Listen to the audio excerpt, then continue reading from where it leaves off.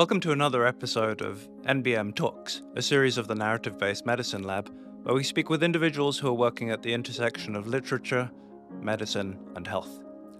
Our guests are writers, clinicians, scholars, artists, and advocates who are pushing the boundaries of what's possible in the field. Together we discuss how we can engage with narrative-based medicine principles and practices in creative and diverse ways. We hope you enjoy this episode.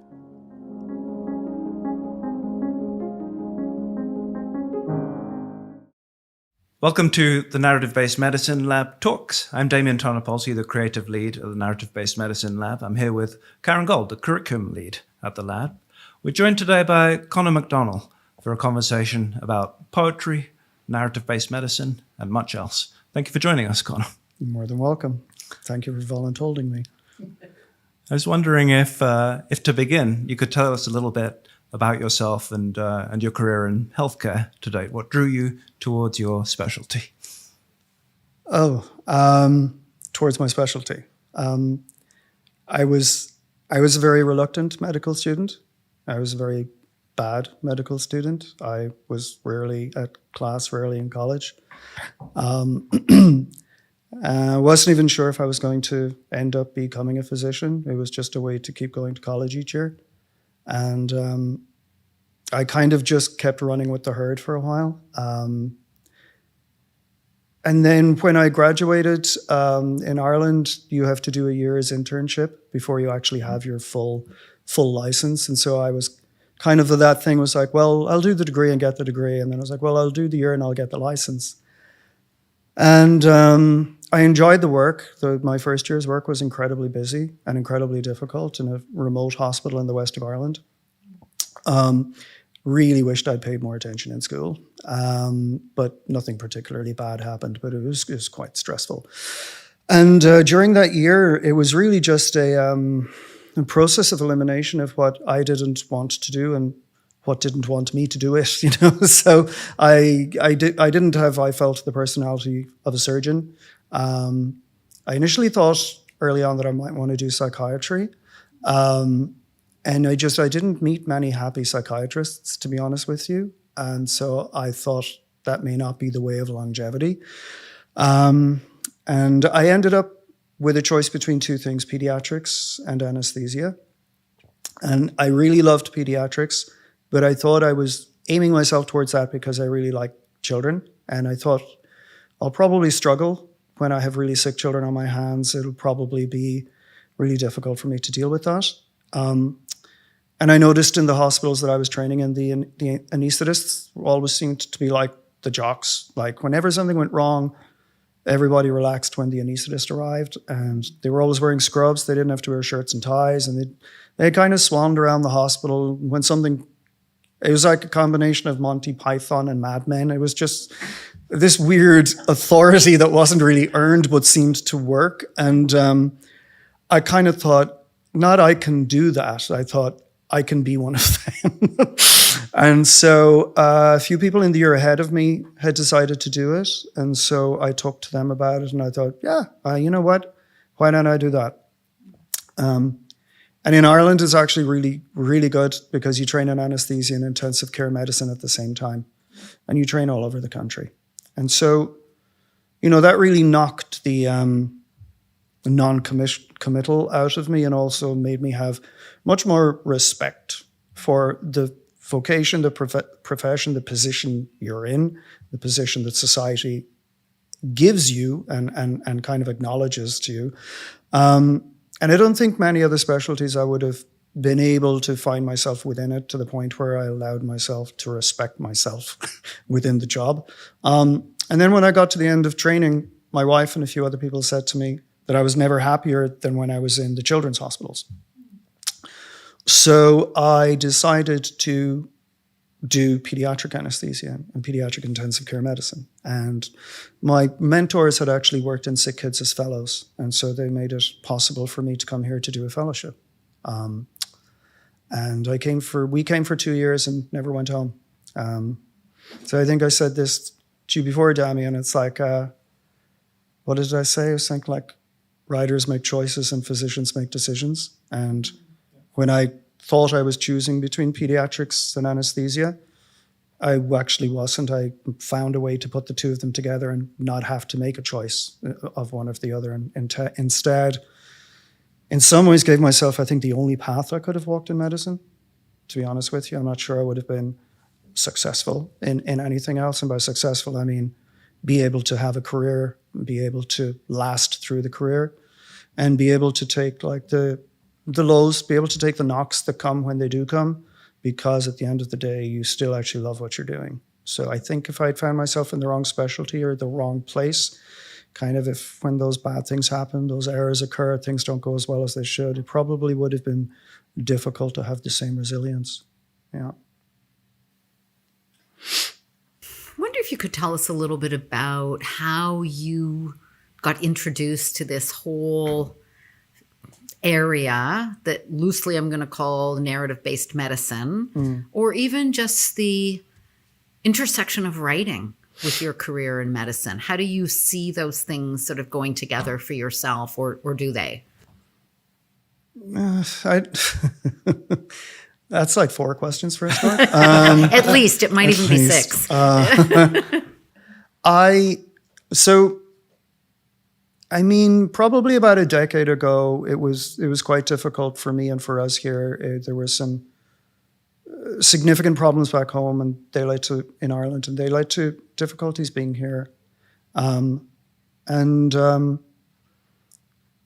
of the people who was helping me, a therapist, was kind of said, there's this huge creative streak in you, but I don't see you doing anything with it. And did you ever do anything with it? So we talked about when I was in college and I was always making music, or I was sitting with a friend and writing a draft of a screenplay that never got done, and anything except my own coursework. But literally you could come up to me in the canteen and say, hey, we're trying to write a half-hour comedy sketch. Do you want to join in? And I would, yeah, totally.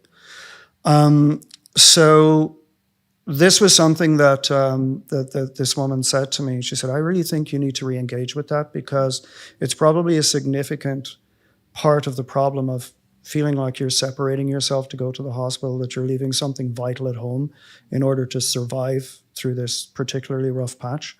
And so what I did actually, I enrolled in the university's the School for Continuing Studies, the evening classes in creative writing. And I enrolled with a friend of mine, actually, who was an intensive care nurse. And we did the introductory course with Michel Basselier. And I kind of thought, I'm going to be a short story writer, probably not a novelist, because it takes forever. And there is a certain part of me that does need some sort of not instant appeal, but feedback early on. So then poetry became obvious, sit down for 5 minutes, write a poem, then ask someone, why don't you like it? And then there are a lot of people who just took those classes, like one class here, one class there, whenever. And, but I remember the very first class, there was 10 people in it, and they went around, they did names, and why are you here? And there was so many people that were just like, I hate my job. I got to do something else. And I remember kind of going, well, this is a leap. You can't just say, I hate my life, I'm going to be a writer. And I was like, that's not how it works. But I think I remember saying something like, I'm here because I want to be a better writer. I'm not very good at the moment. And I ended up doing essentially the entire curriculum as in short story. And near the end of it, Catherine, I was but one of my teachers said, you should do a poetry class, just to do a poetry class, just get the feel for the language, all that kind of stuff. So I ended up doing a class with Susan Glickman, and I really enjoyed that class. And then I was supposed to do a class with Catherine Graham. And Catherine, I think she was ill at that time, or she had to leave the country. I think the FBI caught up with her or something. So Paul Vermeersch took her place teaching that seminar. And I really hit it off with Paul Vermeersch. Not that I didn't hit it off with teachers, but he was the first person who gave feedback that wasn't like workshopping. He heard the way I talked about other people's writing, and he saw how much it bothered me when somebody just made an easy critique. When someone just went, oh, that sounds like cliche to me. And they always felt like buzz phrases that you say in writing class. So I spent a lot of time with other people's work. And he accordingly spent a certain amount of time with mine. And I just think we clicked from the start. And he was really, really supportive. And so then I had to turn around and do the whole course all over again, but as regards the poetry pathway. So it took me like 6 years to do a 3-year course. So I got used to being remedial and humble and all those other things. But one of the reasons I wanted to go through the whole course was when you did your, whatever it was, 6 or 8 modules, you could commit to doing a final project with a mentor, and you came out of it with like a thesis, and you defended that thesis in front of 2 writers. And for me, I was like, well, that's a finished piece of work, you know. And if I graduate with that, but if I also work on this for 6 months, and I did it with Paul, and I have to defend it to 2 writers, I'm essentially already going through some form of early peer review. And, you know, it could well be submission ready. And so that's very me. I don't have a huge amount of spare time in my life, but when I do decide to do something, I tend to attack it, but I also attack it in a very methodical fashion. So I didn't see the point in doing a whole bunch of classes just to do classes, but I did see the point in doing twice as many classes as I should have, because at the end of it all, there's actually something in a binder that you can hand to someone and say, well, this is me, this is what I do. So I kind of sometimes feel I was a little bit like, what would you say, like mercenary, that I kind of used the system to end up with a final product. But that was the way I approached it. It sounds like an incredible, almost apprenticeship, being was. immersed into the world Got to of see writings loads of and people. writer and narrative and exploring different Yeah, genres. Michelle and- Basilier, Susan Glickman, Catherine Graham, Paul Vermeer, Shibi Kaslik. I mean, it's like publish writers. You know? And I remember a moment with you similar to what you're describing in that workshop setting. I remember we were talking about Donald Hall and his poem, The Ship Pounding. The conversation was going in a particular direction. You know how these workshop conversations, they have a bit of a tidal flow. But I remember you being able to kind of put a finger up and say, well, wait a minute, we may be being a bit harsh to the poet here, and changing the conversation very effectively by looking closely at what was happening Really? on the page. Wow. Yeah. Oh. Actually, I want to follow that up a little bit. You've continued with poetry after that degree program. You've published a chapbook, a subsequent book of poems. Can you tell us a little bit about your parallel career as a poet and what's coming next? Yeah. I mean, like, I think I spoke with you before. In a scenario where, as a physician, a scientist, a researcher, your CV, your resume, applying for CIHR grants, you do it in a certain way that fleshes everything out and maximizes the impact you have in the world. It's like cannonballing into a swimming pool. No part of this pool is untouched without me being in it, that kind of thing. Whereas after a few years of different publications and different types of publications, I started coming up with this literary bio. There was almost like, it was a bare bones skeletal CV that I was creating for people who, like me, would have been starting out. So people, you know, and so I think I used to say, you know, in 2015, I published my first poems. And in 2016, I published my first chapbook and the names and who they are. In 2017, I published my second chapbook. And in 2020, I published my first collection of poetry. And then in 2021, I published my third chapbook. And next year, my second collection's coming out. And in my literary, whatever you want to call it, the bio or the blurb near the back of the book, where there's a picture of you staring at a cat or whatever it is, and it's like, I don't like this thing, you know, his writing has appeared in, and they name like 8 magazines. I mean, 10 years from now, those magazines might not even be around anymore. I tend to be a lot briefer with it. I do like to stress the fact that I'm a physician and a writer, because then it's like other physicians who want to write see that and they go, oh, okay, you can do this. And I always end it. It's kind of like, I don't know if is it a Bond thing? I think it is. It's like a James Bond film thing. I always end it by saying what my next book will be. And it's not, I do know what my next book will be, and publishing being what it is, you know what it's going to be, but it's not exactly setting myself a challenge, but it's basically saying this isn't a one-off. And and not just to myself, but to anyone who maybe picks up a bio or picks up a book and goes straight to the bio. Oh, what the hell is this guy about? But if it's someone who's also going, oh, how did this guy get here? Then is that idea that it's like, oh yeah, there's another one. This is a process, this is a pathway, this is a trajectory. Because I think too many people in our profession actually kind of think, oh, you published a book, you must have always wanted to do that, and now you've done it, and what will you do next? Thinking it's not going to be in writing. So I think to get back then as well to answering the kind of the last part of your question, for a long time I kept them in parallel, the physician and the writer. And I didn't want to be seen certainly as a writer who writes in terms of my patients and my hospital. Well, I can't. I'm not Oliver Sacks. Like, all my patients are asleep. So it's like a really, really boring book. Awake. I know, yeah. It's just like, and another one's asleep. So a lot of imaginary narratives rather than actual narratives. Whispering into their ears, and they get up and tell the story themselves. But no, so I was like, for the longest time, I was like, one doesn't really have much to do with the other.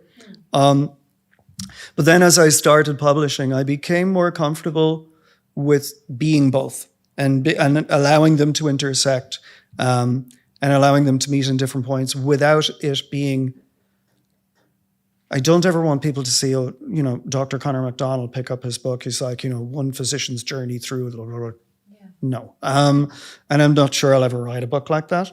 But I like the fact that I can started to at least carve out a little place in the world where I am both things. One doesn't get in the way of the other. And certainly one can inform the other. It's just not what it's all about. You're not really going to see me write a book about cancer, let's say, but you certainly will see me use words that are familiar with that to tell a story or a poem about something else, because it's still a very common, popular, mostly well understood pathological process, but it can be a really powerful metaphor.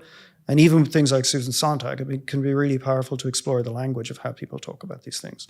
So it's a way to, it's just another way to be in people's minds. And, if sometimes that means crawling into someone's mind in a familiar uniform and then shedding that very quickly, then I no longer kind of j'accuse myself or recuse myself from being able to use that, whereas I would have a lot early on.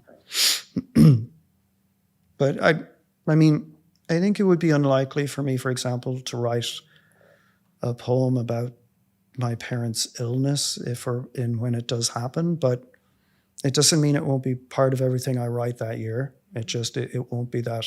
And I'm not going to use the word obvious, because there's so many people who do that, and they do it incredibly well.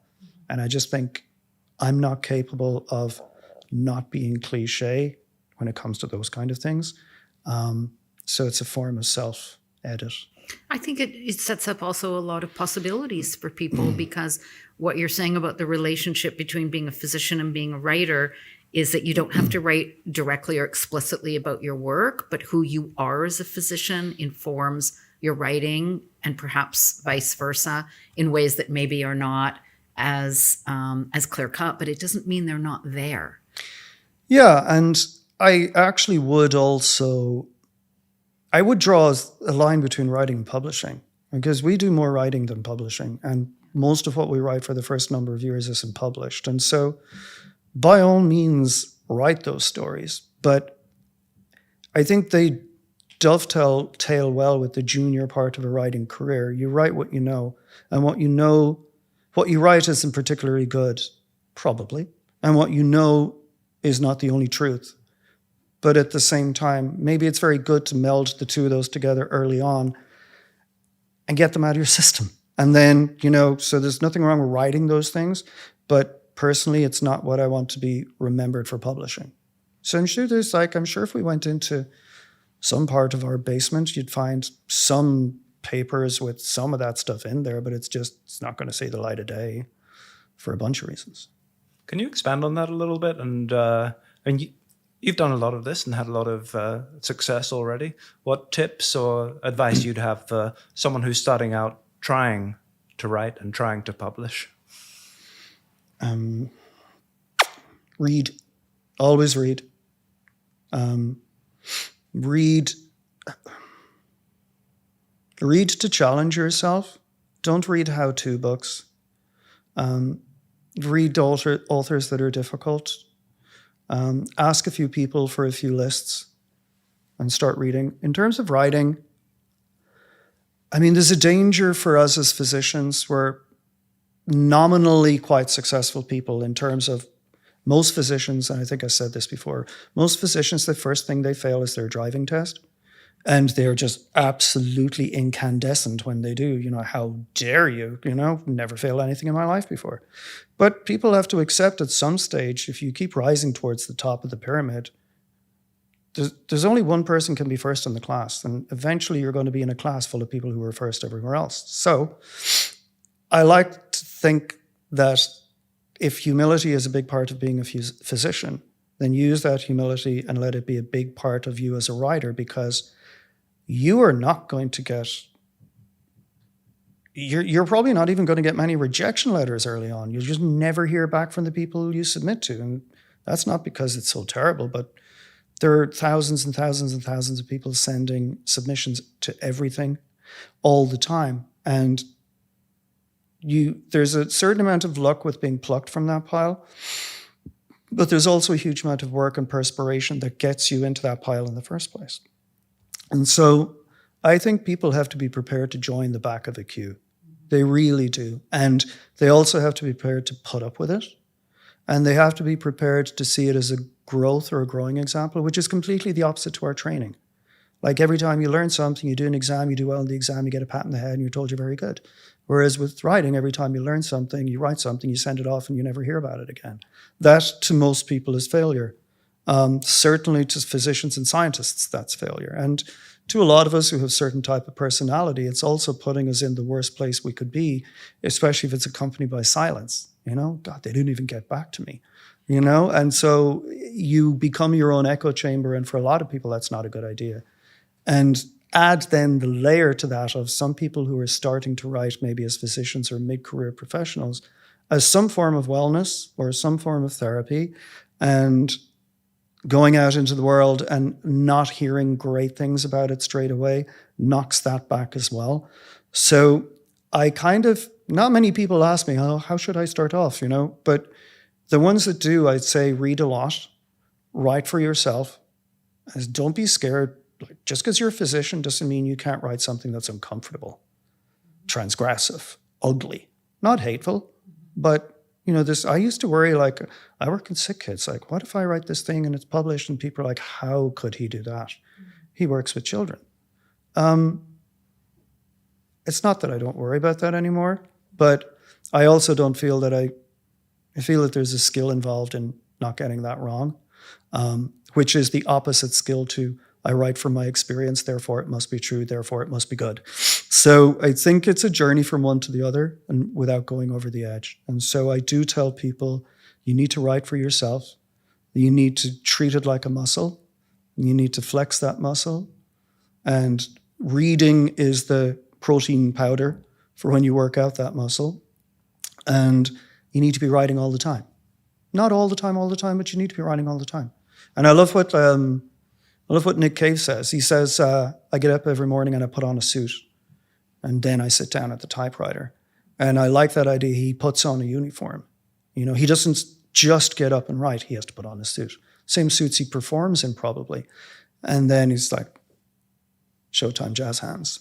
And when you do that, when you put yourself in that space and you put yourself in that place, and when you really, really, really listen to the people who are successful creativity, and I don't mean people who sell millions of books, but people who are just wonderful artists. So people like Rick Rubin, who everybody wants to work with Rick Rubin in music, and he's so zen. He has this new book called The Creative Act. And the entire book is just exercises of opening yourself up to what's going on around you. And too many successful artists say, I don't come up with the idea comes to me. The universe flows and the idea lands, and I either do something with it or I don't. And I don't think that you can be a successful surgeon, and decide tomorrow that you're going to be a successful writer, but kind of rent a cottage and do it over the course of a weekend. I think you have to create almost like a different version of yourself initially, which I kind of did. And then you have to get used to the idea of turning up for that work, being open to that, which involves a huge amount of failure and a huge amount of notebooks and a huge amount of ideas that never get fleshed out. I have entire notebooks that maybe there's one line salvageable from the whole thing, and I mightn't salvage it for 5 years. But once your body and your brain gets used to a part of yourself being open to that energy, those ideas almost all the time, and that's what I really mean by writing all the time, that you get yourself to a place where you might just overhear something on a streetcar and you have the wherewithal to write it down, but you have the wherewithal to write it down and write why you wrote it down. And then when you're really, really, really good at it, you can just listen, you can hear it, you can keep it in your mind, you can work on it in your mind. And a few hours later, you still know the words that you said while you were working on it. And to me, then I think that's like the balance. You're not going to work and getting knocked off that balance. You can have a really difficult conversation with a family, and you can walk away from that conversation and you can kind of go, here's an idea that's adjacent to that, and I'm not going to forget it. Or I'm going to give myself 5 minutes and I'm going to write this down. If that means being 5 minutes late for a meeting with an executive, so be it. It's almost like the muscle you're developing as a writer is almost a muscle of paying attention, which you do in your day-to-day work and your practice, whether you write explicitly about your work or not. You're bringing a different kind of attention to probably everything you do. It's a really good point. Yeah. Because like surgeons, intensivists, anesthetists in particular, kind of any sort of proceduralists, their entire focus is focused down on a point. And that world can be kind of small, and maybe you're not open to a lot of external input while you're trying to achieve that one thing. So the ability to apply that in other ways and not have it, what would you say, detract or distract from the obviously important things, it's not as difficult as it sounds, And I think there's enough of us wandering around now with ADHD and OCD and all those other things that we're always thinking of 47 things at the same time. So, yeah. Conor, could you tell us a little bit about what you're currently reading? You talked about the importance of reading as a writer. Can you tell us what's drawing you these days? Where to begin? Well, I'm currently 4 volumes into the 6 volumes of the Scott Pilgrim comics, the beautiful color versions. So set in the city of Toronto, and I'm just loving those. A friend of mine suggested I read those because I love the film. Everyone loves the film, but Netflix is doing this big anime thing on them, and they were like, you should read the books before you watch that. So that's what I'm currently reading at about 5 a.m.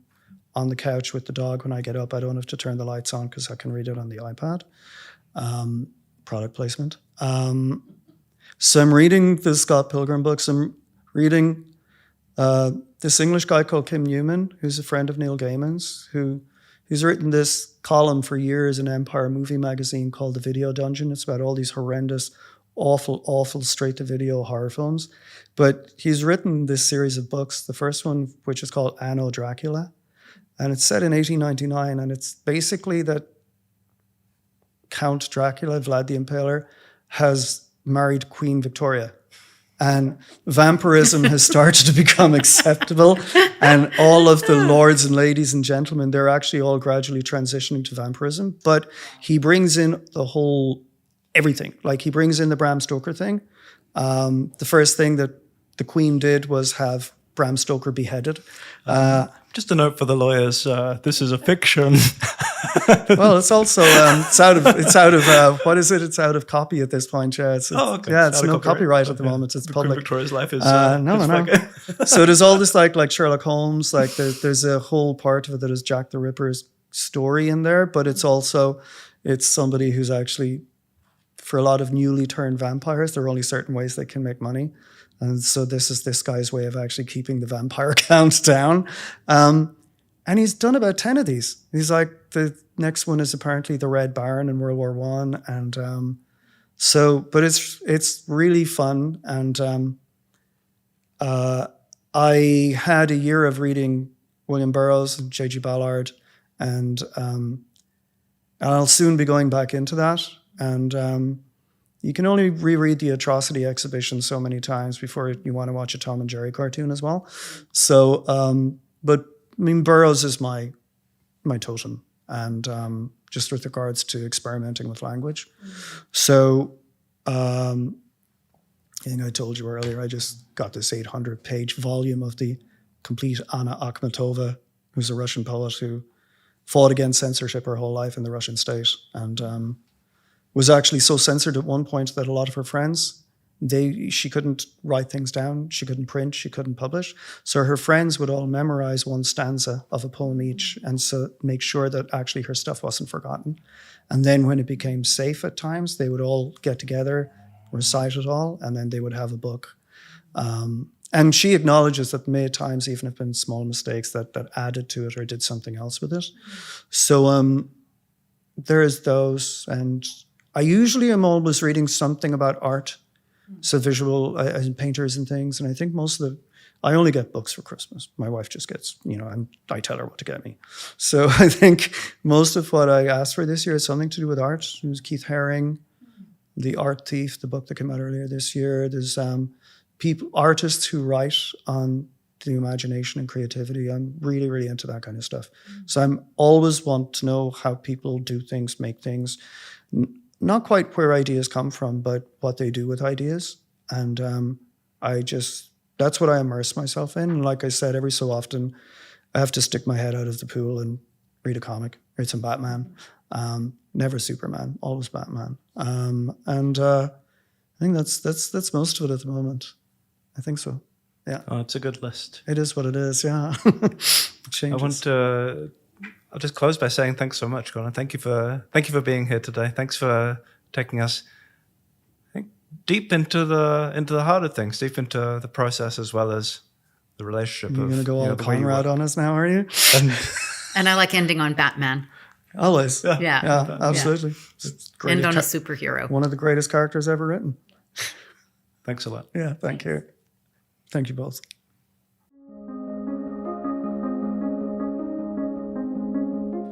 Thanks for listening. If you enjoyed this conversation, check out many other episodes.